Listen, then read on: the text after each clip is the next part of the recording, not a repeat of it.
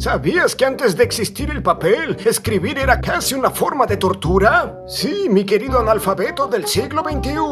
Antes de los libros, las hojas y las pascualinas, si querías dejar huella, tu primer paso no era inspirarte, sino buscar una piedra, afilar un palo y rezar para no equivocarte, porque borrar no era una opción. Ahí no existía el control Z, solo el llora en posición fetal y empieza de nuevo. En Mesopotamia, por ejemplo, escribían en tablillas de arcilla. Imagínate, estás inspirado, la musa te ha visitado y tienes que grabarlo en una tablilla. Oh, querida Clio, esos ojos de lechuza me hipnotizan. Clac, clac, clac. Tu cabello es como el mar en calma. Oh, no, escribí calma con K. ¿Y qué hacías entonces? Pues nada, tirabas la tablilla al río y volvías a amasar arcilla como un idiota. Era el equivalente antiguo de que se te cuelgue el Word y pierdas todo. Y si querías llevar un libro a la playa, necesitabas un carro de bueyes o terminabas con una hernia discal. Pero allá por el 2500 a.C., los egipcios se hartaron. Por Imhotep, ya basta de tallar ladrillos como cavernícolas. Mejor usemos plantas. Y así nació el papiro. ¿Pero cómo lo hacían? Pues tomaban la planta del papiro del Nilo, le cortaban los tallos, los pelaban como si fueran pecanas y luego cortaban tiras finas que colocaban en capas cruzadas, una horizontal y otra vertical, como si armaron un sándwich vegano. Luego, los mojaban con agua del Nilo, que milagrosamente actuaba como pegamento natural gracias a sus azúcares, los aplastaban bajo piedras pesadas durante días hasta que se secaban al sol, y ¡voilá! El papel oficial del mundo antiguo, y bastante caro, por cierto. Un solo rollo podía costar más que tu esclavo favorito, así que solo lo usaban los escribas, filósofos, poetas y funcionarios, o sea, la élite que hoy tendría verificación azul. Con el tiempo, los egipcios empezaron a exportar su gran invento y nosotros los griegos lo adoptamos encantados. Lo usábamos para todo, desde listas del mercado hasta para escribir la Ilíada. Yo particularmente los ocupaba para mis panfletos humorísticos semanales, los primeros memes en griego y en latín.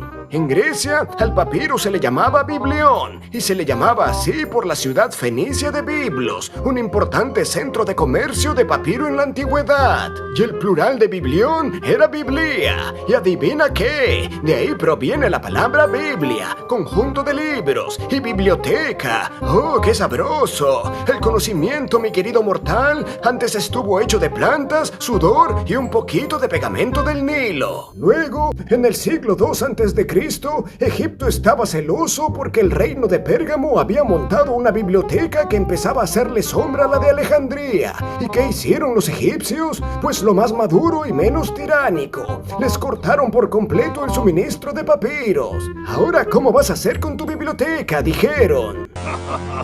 Perfecto. Pero los otros, con su ego más grande que el Titicaca, respondieron: no importa, escribiremos sobre las pieles de nuestros enemigos, sobre animales desvividos. Y así, en la ciudad de Pérgamo, nació el pergamino. Hecho con piel de oveja, cabra o ternero, fabricar un pergamino era un proceso digno de un reality show del inframundo. Primero, había que remojar la piel en cal viva, una sustancia corrosiva que se obtenía al calentar piedra caliza. Esta se usaba para limpiar y quitar el pelo de las pieles. Básicamente, la versión antigua de la depilación láser. Luego se raspaba la grasa con un cuchillo oxidado, como si estuvieras limpiando el fondo de una olla de sacrificios. Después se estiraba la piel hasta que quedara más tensa que la relación entre griegos y troyanos. Y para rematar, se pulía con piedra pómez hasta que brillara más que la calva de un monje. El proceso era tan asqueroso que los talleres olían peor que los pies de un filósofo después de 3 días de debate. Pero funcionó. El pergamino duraba más que el papiro egipcio, sí, pero era caro como un divorcio. Hacer un libro completo de pergamino era un lujo monumental. Cada hoja salía literalmente de la piel de un pobre animalito. Si tenías suerte y la oveja era regordeta, sacabas 2 o 3 páginas. Un libro mediano de unas 200 hojas podía requerir hasta 200 pieles. Sí, 200. Era una masacre literaria. Y si hablamos de una Biblia gótica de esas con letras doradas y miniaturas de arcángeles jugando al tenis, mejor ni contar. Básicamente estabas devorando un rebaño entero con los ojos. Entre los siglos I y XIII después de Cristo, el pergamino fue el material de escritura por excelencia en Europa y buena parte del mundo islámico. Todos los grandes manuscritos medievales, evangelios, crónicas, tratados filosóficos y recetas de guiso bizantino estaban hechos sobre piel animal. Pero claro, con un proceso tan tedioso y un costo tan obsceno, los libros eran privilegio exclusivo de reyes, templos y monasterios. El resto del populacho tenía que rezar para que al menos les dejaran oler uno,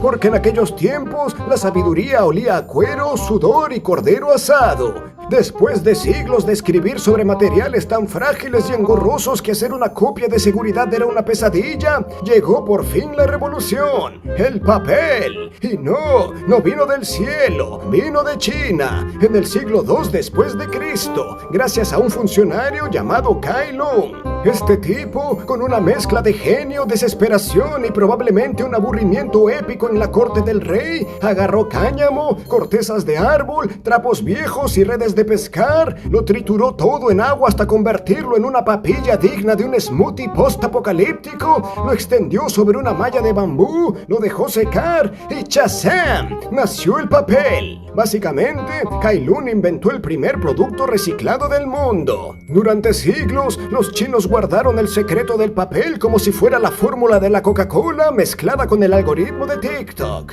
Hasta que en el año 751, después de una batalla, un ejército árabe capturó a varios fabricantes de papel chinos y los hizo contar todititos sus trucos bajo amenaza de, bueno, ya sabes, cosas medievales. La cuestión es que los prisioneros soltaron el tutorial completito y gracias a eso el invento se empezó a regar como chisme de WhatsApp. Cruzó desiertos, mares y fronteras hasta llegar a España y finalmente a toda Europa en el siglo XII. Sí, tuvieron que pasar 1000 años desde su invención para que los europeos lo vieran, agarraran el pergamino de piel de cabra que habían usado por más de 1000 años y le dijeran: ¡quítate tú!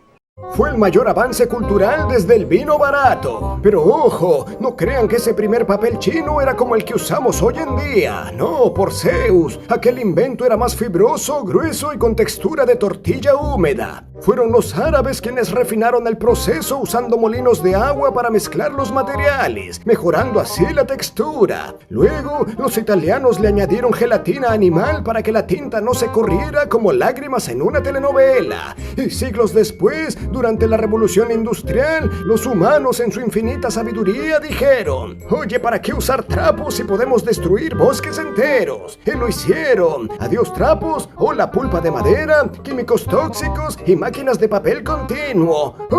Papel moderno, blanco, barato y producido en masa. Ideal para imprimir contratos que nadie lee, exámenes y certificados que se cuelgan en la pared para disimular la crisis existencial. Y ahora ustedes, ahí sentados con su preciosa hoja A4, que no huele a cabra ni a sudor de esclavo, ni siquiera la valoran. La tiran, imprimen memes, hacen avioncitos.